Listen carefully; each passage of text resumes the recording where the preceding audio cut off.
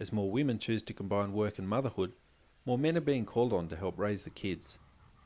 Nick Rothwell is one of around 60,000 stay-at-home dads in Australia.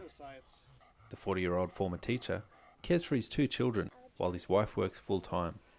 I was thinking it would be more work than having one child, but I wasn't quite prepared, knowing how much more work, because there's about 3 years difference between the two, and I was looking after both of them. Nick also wasn't prepared for how lonely being a full-time dad can be. There's not many stay-at-home dads, so I probably miss a lot of maybe male camaraderie, that kind of thing. Though it's not widely reported, dads are also prone to the baby blues.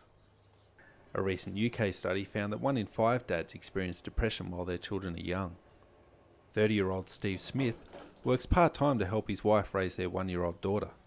Steve turned to a local mothers group for social contact. It was called a mothers group, and I tried to get them to change the name to a primary carers group, but they wouldn't be in that. So, like many first-time fathers, Steve was surprised at how little social support was out there for stay-at-home dads.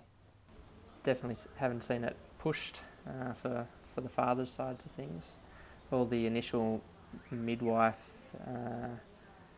sort of groups that they organise seem to be fairly geared towards mothers, and that's probably because most of them, there's not as many stay-at-home dads as there is stay-at-home mums. Doug Edwards runs the Majura Men's Shed in Dixon. The shed gives socially isolated men the opportunity to get together in an environment where they feel comfortable. Doug says men who are going through a rough time are often reluctant to seek out help. I think to a certain extent they've been brought up that they shouldn't be made to feel that they're in need. They should be in control of their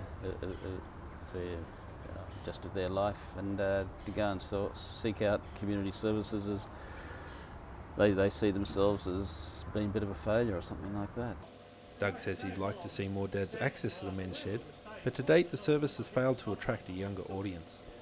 I'd like to get us up to a size here where we can have weekend sessions for people who do want to get away and get the younger people in. Because then if they come when they're stay-at-home dads and they keep it up where they can, it means by the time they get to retirement, by that time the family's grown up and moved out probably, but it means they've already got something going and they don't have this big step function to go nowhere at the end. So it all benefits all the way along.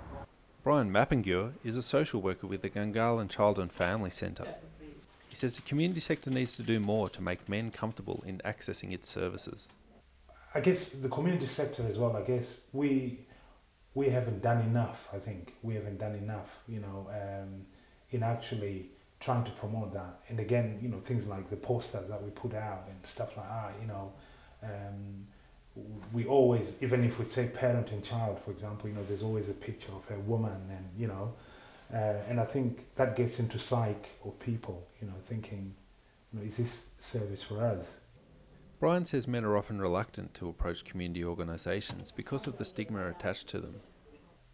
Child and family centres, if you don't know, what they do, the kind of work that they do, I think it's associated with welfare, and not a lot of people want to be associated with welfare. And men, generally, we don't want to, it's like when I'm going in there, I'm actually saying I can't cope, He'd also like to see the community sector invest more effort into attracting male staff. We need to get more male staff to work in these kind of organisations, because, for example, I'll give you an example here. There's roughly, I think there's about 20 staff, and I'm the only male. Greg Chamberlain, reporting for NowUC.